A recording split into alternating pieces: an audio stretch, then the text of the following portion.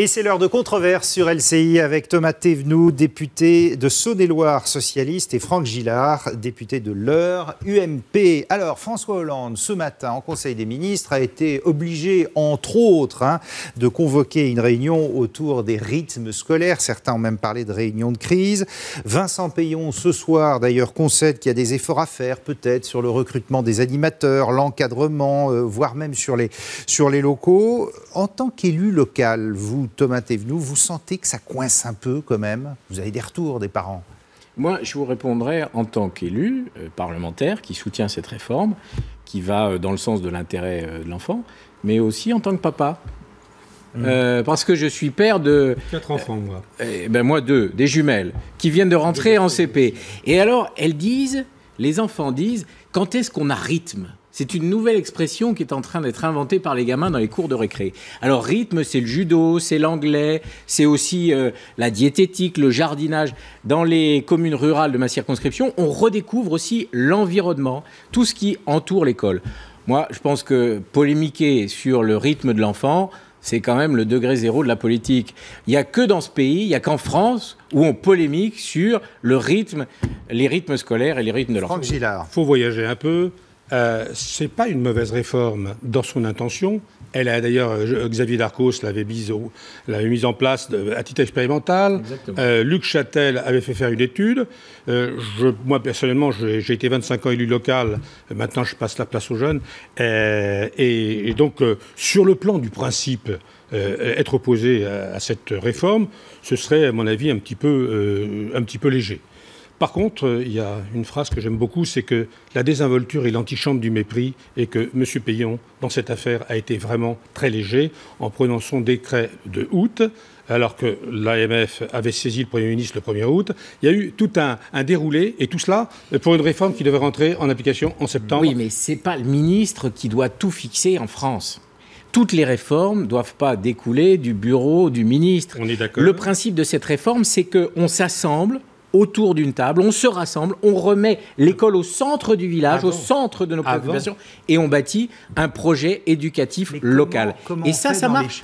Mais ça marche. C'est ce que disait Raffarin ce matin. Il dit dans les grandes villes, ils peuvent s'organiser. Mais pas du tout. Communes, on voit même des maires faire la classe. Je vais vous citer le cas de Cluny. Cluny, vous connaissez, tout le monde connaît Cluny. Qui ne connaît pas Cluny? Bon, la ville de François Mitterrand, de Daniel Mitterrand, où elle repose. Cluny a mis en place les rythmes scolaires chez moi en Saône-et-Loire. La Roche-Vineuse, une toute petite commune, avec des associations, avec les parents d'élèves, dans la concertation, le dialogue, et, pour employer un grand mot, la démocratie. C'est superbe, sauf qu'il n'y a que 17% des communes ou des groupements communaux qui ont mis en place cette réforme, qu'il y a un malaise qui a été dénoncé d'ailleurs le premier par le président des grandes villes de France, M. Desto, qui est un parlementaire socialiste, que l'AMF a pondu ce matin encore un communiqué pour dire on ne sait pas à quelle sauce financière on va être mangé, car grosso modo, à la louche, il y a quand même une affaire de gros sous aussi.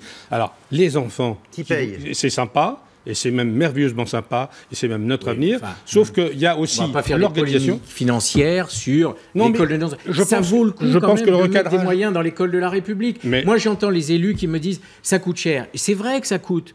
Ça coûte aux finances d'une commune, mais faisons des choix ensemble. Quand j'entends par exemple certaines communes qui mettent le paquet sur des beaux ronds-points bien fleuris, c'est bien les ronds-points. C'est très cher les ronds-points. C'est très cher. Et bien moi je préfère qu'on investisse dans l'école de la République. Eh bien nous sommes tous d'accord, sauf qu'il aurait fallu qu'on en discute avant. Alors le financement n'a pas du tout été fixé avant. 18 mois pour l'appliquer cette réforme. J'entends bien, mais je veux 18 dire que mois, c'est quand même. Si en 18 mois on peut pas faire une réforme dans notre pays, c'est quand même incroyable. Peillon, oui, on a mis parfois des années et des années pour les faire. Non, je trouve que M. Peillon a été très maladroit dans cette affaire. Il a braqué une partie de l'opinion qui n'aurait pas dû être braquée si les choses avaient été engagées avec du dialogue et s'il y a eu débat avant. Alors, autre thème d'actualité, le recadrage en règle ce matin au Conseil des ministres. Est-ce que, simplement, on a retrouvé le patron, Franck Gillard? Est-ce qu'il a sifflé la fin de partie pour vous? D'abord, le patron, c'est vite dit. Il faut dire Marianne de ce matin. Il y a 36 élus socialistes qui se demandent s'il y a un patron dans l'avion. 2, il y a un vrai sujet, mais on l'évoquait avec d'autres collègues, c'est l'autorité du Premier ministre, parce que le patron du gouvernement, c'est le Premier ministre.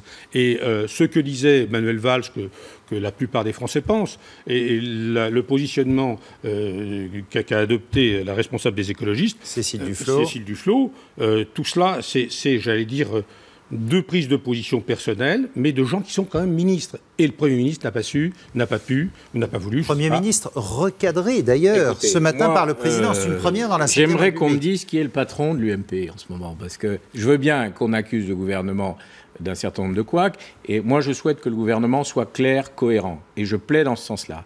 Et je suis, en tant que parlementaire, j'essaye d'être responsable, et de ne pas ajouter de la cacophonie au bout de la cacophonie. Mais à droite, quand même, convenons-en. Et le patron, on le cherche encore. Entre celui qui veut revenir, mais qui n'est pas encore revenu, celui qui va chez Poutine pour faire des déclarations contre l'intérêt de la France, Copé qui truque les élections. C'est qui le patron de l'UMP? Dites-nous-le. Ça serait une vraie nouvelle. Qui était le patron du PS il y a 2 ans? Donc ne nous jouons pas ce petit jeu-là. Nous sommes en phase de recomposition. C'est le président de la République. C'est lui qui donne le temps long, l'autorité. Le Premier ministre, c'est le patron de la majorité parlementaire. C'est ce qu'il fait. On est complètement d'accord, à ceci près que vous avez connu, sur le plan institutionnel, sauf que le président Lebrun était président de la République, vous avez vu ce qu'il en est suivi. L'autorité, ça ne se délègue pas, on l'a ou on ne l'a pas. L'expérience, on l'a ou on ne l'a pas. Or, je suis désolé de le dire, mais l'actuel président n'avait comme expérience personnelle que la présidence du Conseil général de Corrèze, ce qui est quand même un tout petit peu court pour envisager les choses de l'État. Et il a un caractère qui n'est peut-être pas suffisamment autoritaire, même s'il a de la volonté et de la constance. La méthode Hollande, on l'a vu sur les affaires internationales, en Syrie et en Mali, il sait faire preuve d'autorité. Le Mali, par ailleurs, la Syrie. Par ailleurs, la méthode d'Hollande, c'est de ne pas brider ses ministres et ses premiers ministres. Ça, il les a pas bridés. Ça, je vous garantis que je vous garantis que par rapport à Sarkozy, qui considérait que Fillon était son collaborateur, c'est le changement. Ça, c'est sûr. Le général il faut aussi. Le général écoutez, aussi. Le général, moi, je ne l'ai pas connu, je suis né en 74. On va pas remonter au général. Merci à vous deux.